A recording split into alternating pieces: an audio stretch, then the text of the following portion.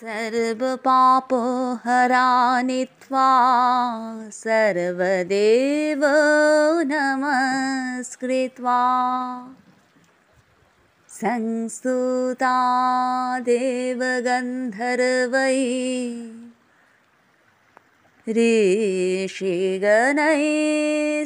सेविता। सर्व पापहारिणी माता नर्मदा जी को सभी देवता, गंधर्व, ऋषियों ने सभी ने पूजा करते हैं। और देवादिदेव महादेव की, शंकर भगवान की लाडली प्यारी बेटी है नर्मदा जी। माँ नर्मदा आपकी जय जयकार हो। माँ नर्मदा आपकी जय जयकार हो, आपकी जय जयकार हो। सभी भक्तों को इस लड्डू गोपाल चैनल में स्वागत है। मैं अपने गुरुजी को चरण वंदन करके, माता पिता को चरण वंदन करके इस वीडियो की शुरुआत करती हूँ। इसमें आप सभी ने अमरकंटक की जो नर्मदा जी की मंदिर है, उस मंदिर का प्रधान पुजारी जी श्री नीलू महाराज जी का प्रवचन आप सभी लोगों ने सुन पाओगे इसमें। तो इसमें महाराज जी ने कृपा करके बताया कि क्या है ये अमरकंटक की महत्व, क्यों ऐसा नाम हुआ है अमरकंटक, ये नाम क्यों ऐसा नाम क्यों हुआ है नर्मदा जी की, नर्मदा जी कैसे प्रकट हुई और क्यों ऐसा नाम है, अमर भी है कंटक भी है।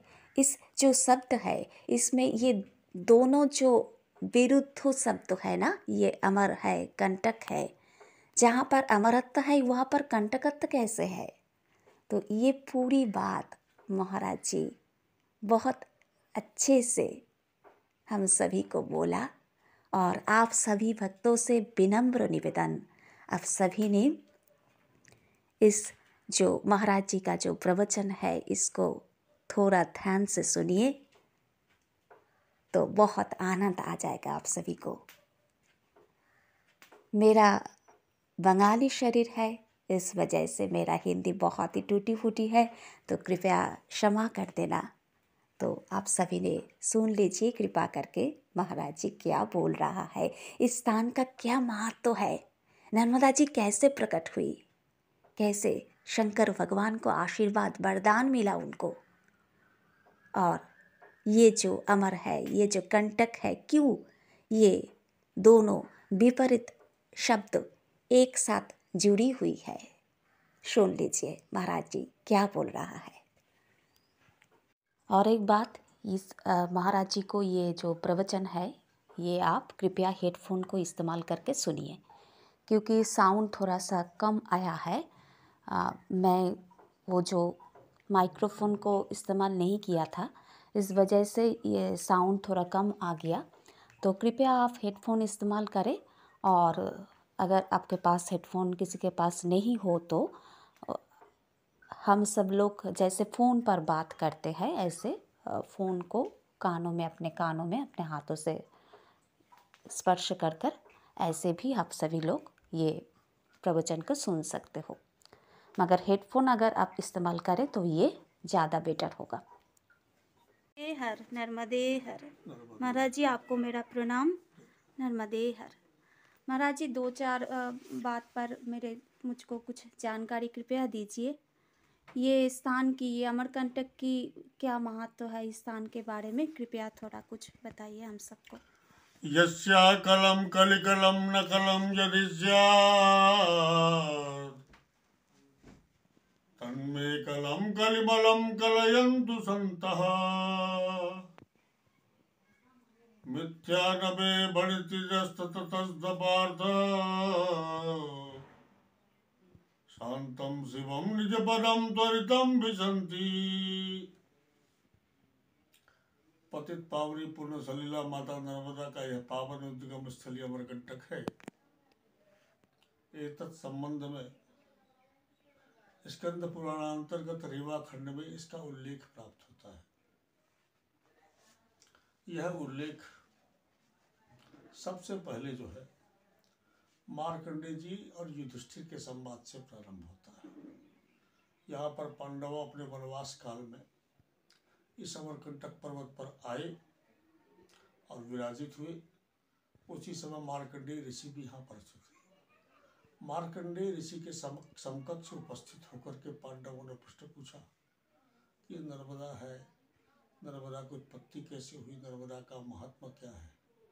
इसी विषय को लेकर के युधिष्ठिर जो है मार्कंडेय जी से प्रश्न करते हैं। तो मार्कंडेय जी कहते हैं, यस्या कलम कलिकलम न कलम जरिष्यात् तन्मे कलम कलिमलम कलयन्तु सन्तः। हे युधिष्ठिर, मैं जो कुछ भी कह रहा हूँ यह सत्य है, सत्य है, पूर्ण सत्य है। किस कलिकाल के समस्त पाप ताप संताप का नाश होता है। जहाँ पर कलयुग के सभी संत महात्मा जहाँ गण जिसका सेवन करते हैं, ऋषि मुनि महात्मा जहाँ पर तपस्थली है, माता नर्मदा साक्षात जहाँ पर विराजमान है, स्वयं साक्षात देवादेव महादेव जहाँ पर विराजमान है। यह कलिंग देश तो पश्चात में पर्वतीय अमरांकटे, कलिंग देश उड़ीसा जो क्षेत्र है उस क्षेत्र के पश्चिम के भाग में कलिंग प्रदेश या कलिंग देश के पश्चिम भाग में यह अमरांकट नामक एक पर्वत है। इस पर्वत पर जो है देवादिदेव विष पान करने के पश्चात संपूर्ण ब्रह्मांड में विचरण करते हुए कंठ की जो व्याकुलता थी, ज्वलनशील विष का जो प्रभाव था, उस प्रभाव को नष्ट करने के लिए इस पर्वत पर विराजमान हुए। इस पर्वत पर विराजमान होकर दीर्घ काल तक उन्हें बैठे रहे और उनके कंठ से एक श्वेत बिंदु जो है सुंदर पृथ्वी पर गिरा, जिससे कन्या का अवतरण हुआ। वह कन्या अवतरित होते ही भगवान महादेव से कहती है कि कस्तम को अमस्मी मम को नामसी, आप कौन हैं, मैं कौन हूँ, मेरा नाम क्या है, आपका नाम क्या है। तो भगवान शंकर कहते कि अमरोस्मि, मैं अमर हूँ, शिव हूँ, अविनाशी हूँ, मृत्युंजय हूँ, कालों का काल, महाकाल हूँ। कहे मैं कौन, मेरा परिचय क्या है, आप तो महाकाल हैं। तो भगवान शंकर कहते हैं कि यतो ददासि यो नरमा चक्षुषा तम विपश्यता ततो भविष्यते देवी विख्याता भुवि नर्मदा। हे पुत्री, मैं संपूर्ण जगत का कल्याण करता हूँ, सबके कष्टों का दुखों का निवारण करता हूँ। मैं स्वयं कष्ट से, विष की व्याकुलता से, विष के ज्वलनशील प्रभाव से कष्ट से पीड़ित था।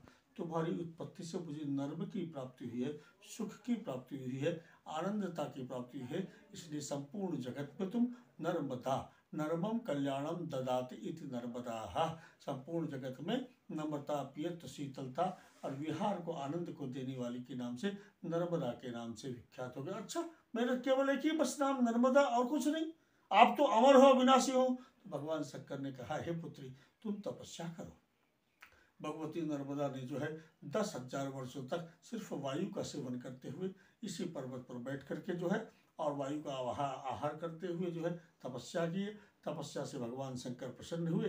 भगवान शंकर ने तपस्या से प्रसन्न होकर के नर्मदा को उसको वरदान मांगने को कहा, हे पुत्री वरदान मांगो। तो भगवती नर्मदा ने कहा कि पहले तो मुझे आप तो अमर हो, मुझे अमरता का वरदान दीजिए। तो भगवान शंकर थे, अंगजा अस्तम, तुम मेरी तो अंगजा हो, अमर से अमर की ही उत्पत्ति होती है। हे पुत्री, और कुछ जो है वरदान मांगना चाहती हो तो वह वरदान मांग सकती हो। भगवती नर्मदा ने कहा, हे महादेव, हे देव पिता, तुम जगदामधीशो, किमत्र मायाति किमत्र चित्रम, आप तो संपूर्ण जगत के जगदीश्वर हैं। हे जगदीश्वर, संपूर्ण जगत के आप कल्याण करता है। कल्याण रूपम नमामि नमामि, सदाशिव स्वरूपम नमामि नमामि, आपको कोटि कोटि वंदन है। आप संपूर्ण जगत के कल्याण करता है। पूर्ण जगत के कल्याण के कारक जो कुछ भी उचित हो सके, जो भी श्रेष्ठाति श्रेष्ठ हो, वह सब कुछ मुझे वरदान आप, यदि आप मेरी तपस्या से प्रसन्न है, वह सब कुछ मुझे प्रदान करें। भगवान शंकर जो है पुत्री की, नर्मदा की तपस्या से अत्यंत प्रसन्न थे। प्रसन्नतापूर्वक भगवान शंकर ने वरदान दिया कि त्रिभिसार सुतम तोयम सप्ताहेन तुयामुनम स्नातवारि गांगेयम दर्शनात् देवी नर्मदा। 3 दिन सरस्वती में स्नान करने का जो पुण्य फल प्राप्त होगा, 7 दिन यमुना में स्नान करने का जो पुण्य फल प्राप्त होगा, श्रद्धा पुनादु गंगेयम, गंगा के जल को पान करने से जो पुण्य फल प्राप्त होगा, हे पुत्री नर्मदा, तेरे दर्शन मात्र से वह समस्त पुण्य फल प्राप्त होगी। गंगा तु करखले पुण्या कुरुक्षेत्रे सरस्वती, ग्रामे यदि वारण्या पुण्या सर्वत्र नर्मदा। गंगा की जो महत्वता है कनखल में है, कनखल से प्रारंभ होती है। कुरुक्षेत्र में जो है सरस्वती की महत्वता है और यमुना की महत्वता है। इसलिए हे पुत्री, तुम्हारी महत्व यत्र तत्र व्याप्त, सर्वत्र तुम्हारी संपूर्ण पृथ्वी में जो है तुम्हारी महत्व जैसे जैसे कलिकाल का प्रभाव बढ़ता चला जाएगा, सर्वत्र तुम्हारी महिमा व्याप्त होती चली जाएगी। इसी प्रकार से समुद्रा सरताम सर्वे कल्पे कल्पे क्षयं गता, सप्तकल्पक्षय क्षीणे नाम तेन नर्मदा। समुद्र, सरिताएं, नदियाँ, सरोवर इत्यादि जैसे जैसे कलिकाल का प्रभाव बढ़ता चला जाएगा, सभी नदियों का क्षय होता चला जाएगा, सभी पृथ्वी को छोड़ करके अन्यत्र वास करती जाएंगी। लेकिन नर्मदा सप्तकल्पक्षय क्षीणे होकर के नामृते, नामृत कल्प कल्पांत वहा होकर के नर्मदा नर्मदा के नाम से विख्यात होती जाएगी। ऐसे तुम्हारी महत्ता बढ़ती जाएगी। तुम्हारे जल में प्रत्येक कंकर कंकर सब शिव शंकर के रूप में पूजित होंगे, उनको प्राण प्रतिष्ठा करने की आवश्यकता नहीं होगी। इस प्रकार से कोटि को जो भी मनुष्यों की अस्थियां, पाषाण इत्यादि विचलित की जाएंगे, नर्मदा में प्रवाहित की जाएंगे, सभी अक्षय पुण्य फल की प्राप्ति हो जाएगी। यत् किंचित क्रियते जाप्यम यच्च दानम प्रदीयते, नर्मदा जलमाश्रित्य तत्सर्वं साक्षयं भवेत्, नर्मदा सेवते नित्यम स्वयं देवो महेश्वरः। नर्मदा के पावन तट पर आकर के जो भी मनुष्य जो है किंचित मात्र भी जप, तप, दान, यज्ञ इत्यादि करता है, वह अक्षय पुण्य फल का भागीदार होता है। इसी प्रकार से ये नर्मदा की महत्ता है। नर्मदा की महत्ता के साथ साथ इस पर्वत की भी पंचकोशी परिक्रमा का महत्व होता है। ये 5 कोश की परिक्रमा 5 दिनों में पूरी होती है। मनुष्य श्रद्धापूर्वक, भावपूर्वक से आकर के हम माता नर्मदा के 5 स्थानों में निवास करके रात्रि विश्राम करते हुए 5 दिन की यात्रा करता है, पंचकोशी की परिक्रमा करता है, जिसके करने से अश्वमेघ यज्ञ का, वाजपेयी यज्ञ का पुण्य फल प्राप्त। परिक्रमां तु यः कुर्यात् पर्वते अमरांकटे। नर्मदा के इस अमरकंटक पर्वत की परिक्रमा की महत्वता स्कंद पुराण अंतर्गत रेवा खंड में वर्णित है। अब अमरकंटक है, अमरकंटक, ये अमरकंटक है क्या भाई? हम तो सुने कि अमरकंटक बहुत नाम सुने, नर्मदा नदी निकली, नर्मदा की महत्वता को जान लिए, लेकिन अमरकंटक है क्या? अमरानाम देवानाम कटिनाम समूहानाम न मृत्येति भरा यासा मरा सा अमरांकटा। भगवान शंकर ने देव ने विषपान किया, जब विषपान किया तो कंठ नीला हुआ, नीलकंठ के नाम से विख्यात हुए। अमर के कंठ से, शिव के कंठ से नर्मदा का प्रकट हुआ, इसलिए भगवान शंकर का नाम अमरकंठ के नाम से विख्यात हुआ। ये भगवती नर्मदा का यहाँ पर मंदिर है, उसके ठीक सामने अमरकंठ महादेव का मंदिर है, उन्हीं के नाम से क्षेत्र का नाम अमरकंटक के नाम से विख्यात है। अमरकंटक यह पर्वत एक शक्तिपीठ भी है। दक्ष यज्ञ विध्वंस के बाद विष्णु चक्र से भगवती सती का शरीर का मर्दन हुआ।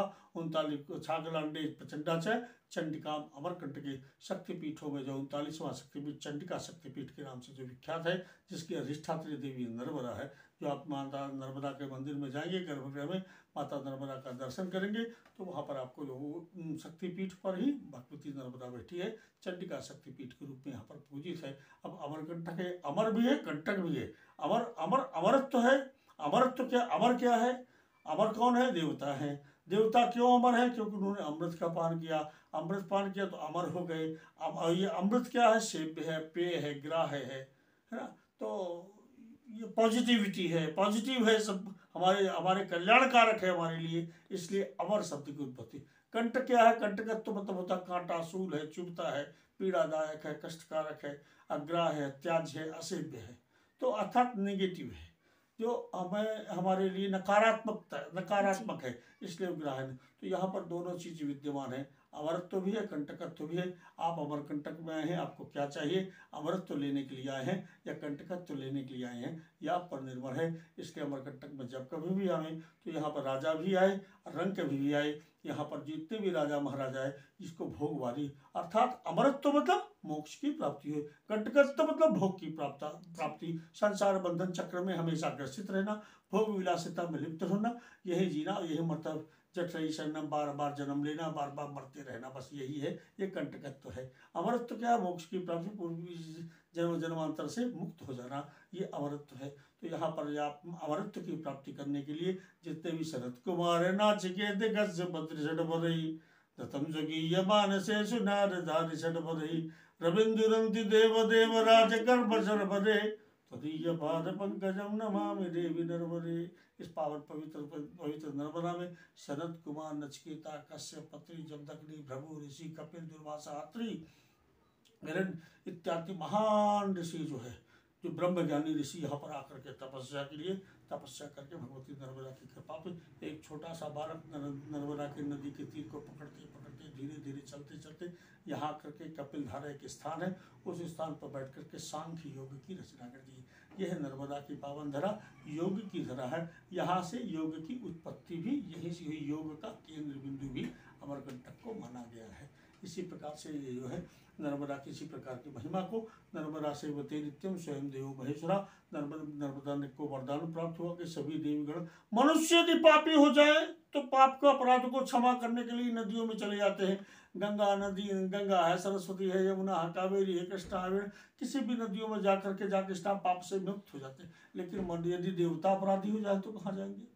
देवताओं में कोई पाप हो जाए, कोई दोष ग्रसित हो जाए, वो कहाँ जाके स्नान करेंगे? तो नर्मदा सबसे पहले देवताओं के कल्याण करने के लिए नर्मदा जल रूप में परिणित हुई। सत्तरम जल रूपेण धारयित्वा शुभारण्ये, महादेव की आज्ञा को ग्रहण करके नर्मदा जल रूप में परिणित हुई, रेवा के नाम से विख्यात हुई। सभी देवी देवतागण नर्मदा के तट पर आकर के निवास किया, नर्मदा के तट पर तपस्या किया, शिवार्चन किया। इसी भावों को लेकर के नर्मदा के पावन तट पर देव तीर्थ है। नर्मदा के संपूर्ण नर्मदा नदी की परिक्रमा करने से संपूर्ण ब्रह्मांड की परिक्रमा का पुण्य फल प्राप्त होता है। ऐसी महत्वता स्कंद पुराणांतर्गत रेवा खंड में व्याप्त है। नर्मदे हर नर्मदे हर नर्मदे हर नर्मदे हर प्रणाम नर्मदे हर।